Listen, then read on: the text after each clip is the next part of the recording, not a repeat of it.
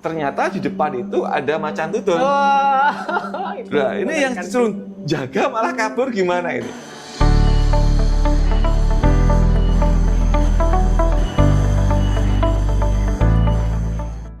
Welcome back to Jagat Podcast, Bincang Alam dan Satwa, podcast yang ngobrolin tentang edukasi dan konservasi satwa serta lingkungan hidup.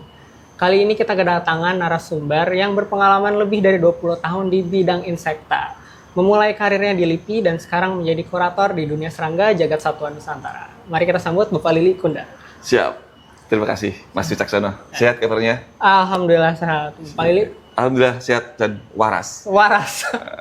Oke. Nah, Pak Lili, sebelum kita mulai, kita pengen tahu nih background Pak Lili lebih dalam. Boleh nggak sih Pak, Bapak sharing tentang bagaimana Bapak bisa terjun ke dunia insekta? Baik, saya terjun di dunia insekta, peseranggaan ini di tahun 2000. Ketika saya masih dulu namanya LIPI, sekarang BRIN. Saya ikut penelitian di lebah sengat, namanya Apis dorsata. Apis dorsata. Iya. Kemudian dilanjut dengan kumbang kotoran. Kumbang kotoran. Distribusi kumbang kotoran di Gunung Gede Pangrango. Distribusi kumbang kotoran. Ya, itu. Itu awal mula saya kenal dengan serangga. Sampai sekarang saya tekunin. Sampai sekarang Gitu, ditekuni. Iya. Apis dorsata itu lebah tanpa sengat atau bukan, Pak? Apis dorsata itu adalah lebah liar, lebah dengan sengat. Dengan lebah jumlah dengan koloni yang paling besar. Oke, kalau lebah dengan sengat itu yang hasil madu yang dihasilkannya yang Manis. manis. Ya, kalau yang tidak bersengat dia yang asam. asam. Oke. Itu manfaatnya juga beda-beda ya, Pak ya? Kemungkinan beda-beda. Mungkin beda-beda. Iya. Kan kita mau ngobrolin tentang insek nih ya, Pak ya? Ya. Banyak yang salah paham nih, Pak, tentang insek tuh kayak laba-laba katanya insek. Nah, itu bener atau bukan? Pengunjung di kami, di Museum Dunia Serangga Jagat Satwa Nusantara ini juga kadang di rumah saya ada laba-laba. Itu serangga atau bukan? Saya jawab, bukan Bu. Gitu. Jadi rata-rata orang, hampir pengunjung di sini tuh menganggap laba-laba itu tetap serangga. Padahal bukan ya, Pak ya? Bukan serangga, cuman kerabat serangga. Kerabat serangga. Ya, Oke. Arthropoda. Arthro itu artinya ruas, podos itu ya kaki yang berruas-ruas. Kaki yang berruas-ruas. Oh, benar. Ya. Kalau kita perhatiin tuh kaki serangga tuh ada yang satu ke atas, Ya. ke bawah gitu ya. Ya, berruas-ruas, Oh, makanya namanya arthropoda. Berarti kepiting itu masuk arthropoda juga ya, Pak ya? Kepiting, ya, arthropoda. Oh, arthropoda juga. Oh, oke, saya paham.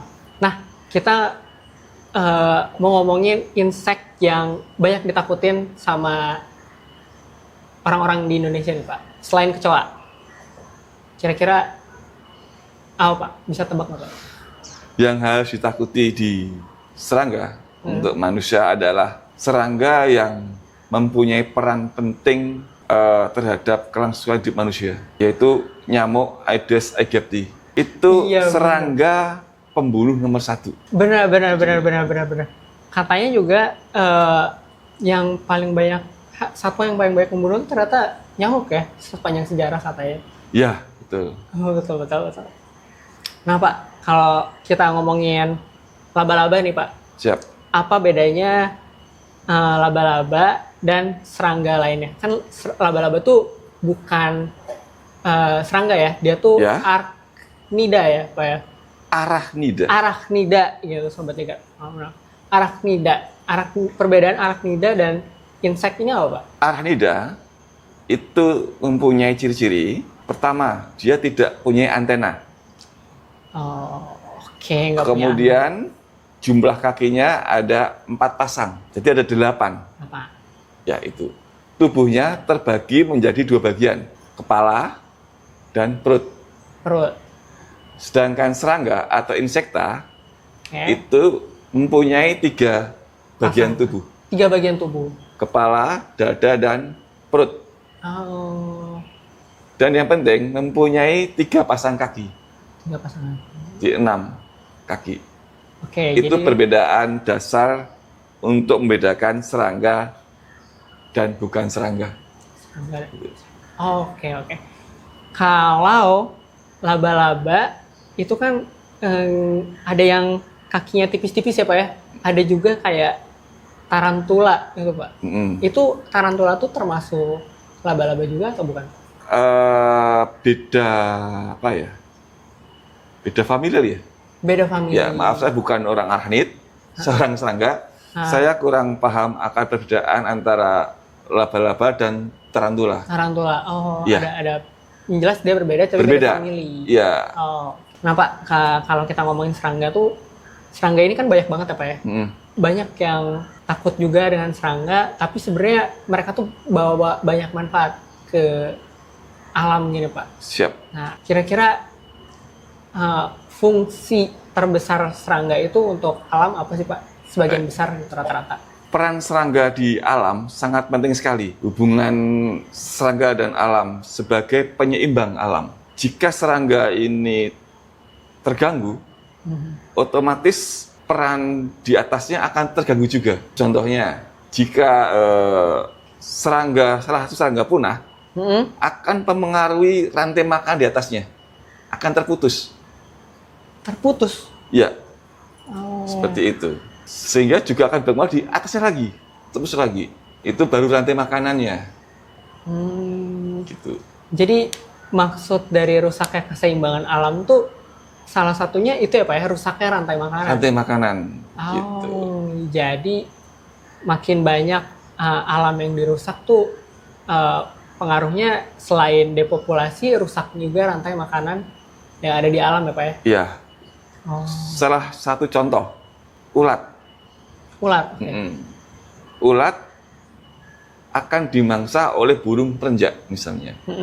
Ketika ulat nggak ada, burung perenjak itu makan apa? Iya. Oke. Maka lama-lama akan turun populasi burung perenjak tersebut. Nah, burung perenjak itu pasti ada predator lain lagi. Betul, iya. Atas lagi, dan lagi pasti ada. Wow. Jadi akan terputus rantai makanan seperti itu. Itu baru itu. Kemudian peran serangga yang terpenting lagi, dia sebagai polinator, penyerbu. Polinator. Ya, dari buah-buahan, sayur mayur. Bunga yang hasil serbukan serangga itu hasilnya akan lebih maksimal. Emang lebih polinasi sempurna. itu bisa dilakukan sama manusia sendiri ya? Sintetis gitu Pak? Bisa? Ada beberapa jenis tanaman yang dilakukan oleh manusia. Contohnya adalah dari tanaman vanili. Karena dia tidak bisa nyerbuk sendiri atau dengan bantuan serangga. Maka perlu perkalian dengan manusia. Oh, jadi itu vanili aja. Vanili aja. Oh. Iya. Jadi kalau tumbuhan vanili itu dia nggak bisa diserbukin sama serangga, harus sama manusia gitu. Iya, betul. Oh, wow. Saya baru tahu itu. Ya, maka harga vanili itu agak mahal. Kalau kita ngomongin serangga tadi Pak, kan kupu-kupu ya Pak ya, salah satunya ya Pak ya. Kan dia mengalami metamorfosis sempurna ya Pak ya. Betul. Kalau di bagian ulat tadi Pak, ulat tadi tuh saya kurang paham nih Pak. Kan kaki mereka tuh 6 juga atau kok saya lihatnya kayaknya kakinya banyak gitu. Apakah dia saat ulat belum termasuk insekta, tapi setelah jadi kupu-kupu dia udah jadi insekta? Sebenarnya tetap ada 3 pasang. Tetap ada 3 pasang. 3 pasang kaki di depan. Yang belakang itu hanya apa ya istilahnya, bukan kaki, dia hanya sebagai sebatas pemegang aja. Bukan kaki sempurna, iya. Oh, oke. Paham. Bukan kaki sejati. Bukan kaki sejati. Iya. Oh, saya baru paham. Oke Pak, dari saya sendiri udah dapat banyak banget nih ilmu tentang serangga dari Bapak. Saya pengen tahu nih Pak, kira-kira ada nggak momen selama Bapak berkarir di dunia serangga nih yang bisa dibilang lucu atau mungkin kasih momen lah ya Pak, momen yang lucu selama berkarir di dunia serangga dan momen tersedihnya, gitu ada nggak Pak kira-kira? Momen terlucu itu ketika bagi saya itu lucu ya. Iya, enggak. Ketika saya penelitian kumbang kotoran di Gede Pangrango, jalur Situ Gunung. Nah, pihak Taman Nasional memberikan bantuan jagawana. Apa? Jagawana. Apa itu Pak? Jagawana? Jagawana itu adalah polhutnya. Oh, oke. Sekarang polhut ya. Ya, polhut. Ya, polhut. Bersama mereka naik. Waktu itu saya pasang trap. Jebakan-jebakan. Kita fokus di trap. Hah? Jebakan-jebakan serangga. Sama kita juga pengamatan juga. Sebenarnya menakutkan juga sih. Dari kotoran macan tutul. Jadi macan tutul itu meninggalkan jejak kakinya sebagai umringnya. Kita ikutin terus tuh. Kan dia mesti ngikutin alur jalan manusia di hutan itu. Kita ikutin terus, kita pasang trap. Nah, jagawan itu duluin kita. Iya. Tiba-tiba di tengah ya udah agak jauh sih, udah masuk hutan. Dia lari. Polhutnya? Si polhutnya itu lari ke bawah. Hah? Loh, ada apa itu? Saya noleh. Sama teman saya. Lari kenceng. Kita jadi bingung. Ternyata di depan itu ada macan tutul. Nah, ini yang disuruh jaga malah kabur gimana ini? Waduh, udah kita hanya tunda dulu. Besok kita balik lagi ke base camp. Ya. Besok pagi dilanjut kembali. Dia cerita, betul ada macan tutul. Saya tahu. Karena dia ngasih tanda semacam aungan. Jangan dekat gitu. Kita sudah terlalu dekat dengan teritorinya gitu. Kita hanya make off mundur. Yeah. Itu yang bagi saya agak lucu karena ya saya teman-teman ketawa aja. Ini yang jaga kok malah kabur gak ngasih tahu gitu. Lari kenceng. Gak ngajak lagi ya Pak ya, kabur. Ayo kabur. Enggak. Ya ngajak sih. Oh ngajak. Balik gitu aja. Balik ada apa ini? Gitu aja. Oke. Kalau yang sedih ada nggak Pak? Yang sedih ya ketika penelitian itu juga sama sebenarnya sih. Penelitian yang sama? Sama. Ya karena kan kita distribusi vertikal. Di Gunung Gede Pangrango itu 5 jalur kita lalui. Cibodas, Gunung Putri, Setelah Bintana, kemudian situ Gunung dan Bodogol. Itu dari kaki ke puncak, kaki ke puncak, kaki ke puncak. Naik turun gitu terus. Itu ya kayak Shaolin ya Pak ya. Iya, pokoknya bawa tas carrier perbekalan, sini depan tas peralatan lab, sini alkohol, sini botol spesimen. Alkohol buat taksidermi. Ya, untuk pengawetannya. Pengawetannya, iya. Setelah dapat mesin alkohol jarang. Itu sedih tapi menyenangkan. Kalau itu bukan orang hobi naik gunung, wah udah nggak tahu itu. Karena ya kenangan-kenangan pacet tuh di mana-mana. Itu yang agak-agak horor. Pacet itu lintah kan ya? Lintah darat. Lintah. Oke. Itu sih yang agak-agak memorable banget. Memori banget itu. Memori banget. Ya mungkin salahkan sekarang saya mikir 5 kali. Kalau sekarang suruh penelitian lagi. Ya itu sama dengan distribusi vertikal itu. Tapi emang dung beetle tuh cuma ada di atas doang kan? Kita pengen mengetahui seberapa tinggi dung beetle itu ada. Oke. Karena dung beetle itu akan mengikuti mamalia, kotoran mamalia. Dia perombak kotoran mamalia, dung beetle itu. Itu tuh yang dia ngegelindingin kotoran hewan itu bukan sih? Betul sekali. Itu kok digelindingin bisa sampai gede gitu sih Pak? Dia ngumpulin kotorannya, dikumpulin terus dibentuk jadi bola gitu apa gimana? Iya, dalam satu kotoran itu dia akan motong-motong, kemudian dibentuk seperti bola, kemudian digulung-gulungin, kemudian dia kadang-kadang ada yang menggali tanah, ada yang taruh di ranting-ranting gitu. Itu untuk meletakkan telurnya. Jadi pup mamalia itu buat naruh telur-telurnya? Telur, iya, buat makan larva sih. Kumbang kotoran itu. Jadi kumbang kotoran itu larvanya makan? Kotoran.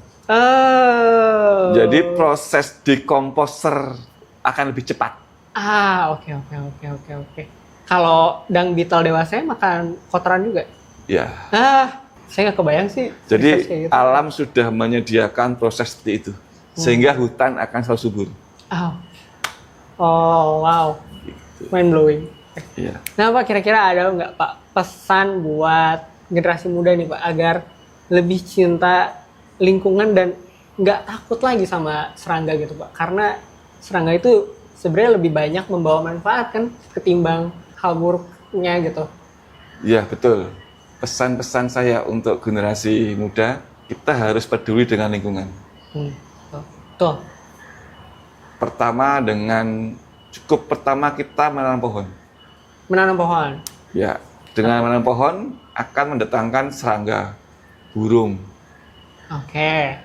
ya kan. Kemudian ada tadi arah lidah akan datang juga, sehingga proses ekosistem akan berjalan. Sepenting itu ya pohon apa ya? Ya, nanti akan terjadi hubungan timbal balik, baik langsung maupun tidak langsung terhadap manusia.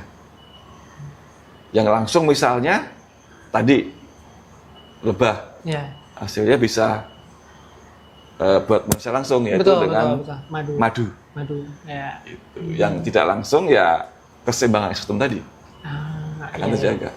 Oke. Kira-kira ada ini nggak Pak, jenis tanaman apa sih yang sebaiknya ditanam buat kita nih generasi muda nih buat start gitu? Ya, tanaman yang perlu ditanam anak-anak muda, pertama tanaman yang berbunga. Tanaman yang berbunga. Okay. Dan asli Indonesia. Oke, kenapa tuh Pak harus asli Indonesia Pak? Ya, jangan sampai di Indonesia ini banyak tanaman dari luar negeri. Itu akan istilahnya mengganggu juga tanaman asli Indonesia juga. Oh, Gitu. jadi invasif jatuhnya tanaman. Iya. Tanaman itu bisa invasif juga Pak? Bisa. Ya, tanaman endemik harus berbunga. Yang ketiga apa nih Pak? Ada nggak? Yang sesuai dengan nama-nama kota atau daerah. Oh, Menteng. Oke. Yang sekarang Menteng. Ya. Pernah lihat tanaman menteng, daerah Menteng? Ayo teman-teman, pernah lihat itu? Komen di bawah ya. Komen bawah. Harusnya ada yang nanam tuh, menteng, harusnya ada pohon menteng gitu. Oh. Stasiun Gondang. Harusnya ada pohon gondang gede situ harusnya. Gondang itu kerabat tikus beringin. Kampung Dukuh. Ada nggak dukuh situ? Dukuh itu. Gitu. Saya tinggal di Jati Melati, berarti saya harus tanam melati gitu Pak? Bener nggak? Jatis sama melati. Oh, oke. Jati lokal. Jati lokal. Itu bunganya juga bisa dimanfaatkan oleh lebah. Bunga jati itu. Melati juga bisa dimanfaatkan oleh lebah juga. Jarwo juga. Harus sebagai anak muda, sebagai pionir. Perubahan. Kita tuh udah dikasih clue ya Pak ya, dari daerah-daerahnya juga ya. Yeah. Buat menanam jenis tumbuhan yang sesuai nama daerahnya. Ya. Wah, ya Sobat Jagat, ini daging banget ya, banyak fakta mind blowing yang saya baru tahu dan mungkin Sobat Jagat juga baru tahu gitu ya. Jadi gitu Sobat Jagat, nggak usah takut ya tentang serangga, karena serangga itu membawa banyak manfaat sebenarnya. Dan juga mulai tanam pohon ya, terutama tumbuhan-tumbuhan yang berbunga asli Indonesia dan juga sesuai dengan daerahnya gitu, karena itu juga akan membantu kesehatan ekosistem kita lah ya. Yeah. Oke Sobat Jagat, sekian Jagat Podcast kali ini. Jagat Satwa Nusantara, lindungi satwa, Edukasi generasi.